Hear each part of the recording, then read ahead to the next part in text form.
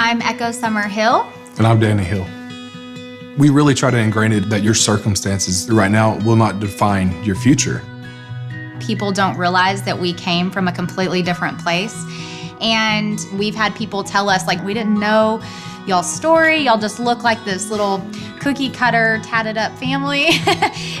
And we're not perfect. So Danny and I think it's super important that people know our story.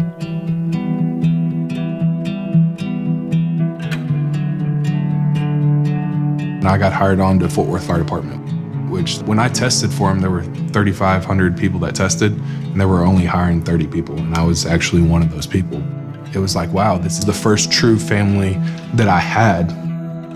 Well, the first week of the academy, we were doing some physical stuff, and I excelled. Well, the instructor was like, I'm the big dog here, I'll make sure you're never a Fort Worth fireman. And after 32 weeks of going through the academy, I was terminated the day before graduation. I remember sitting in my truck when I was terminated thinking, what am I going to do? The income is not coming in, and Harrison's 6 months old. I mean, we were 2 months behind on our mortgage at the time. We were getting foreclosure notices, and we were scared of what our future looked like. But we knew one thing, that we were gonna stick together and we were gonna fight through this and we were gonna do whatever it took.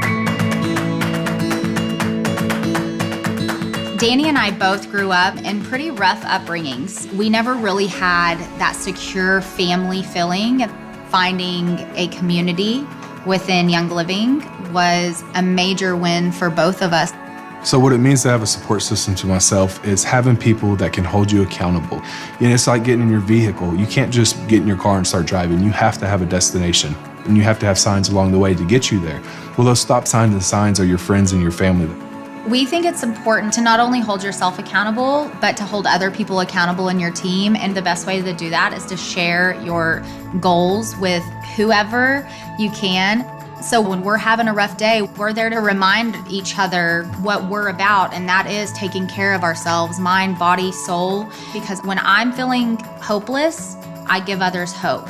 When I'm feeling helpless, I help other people.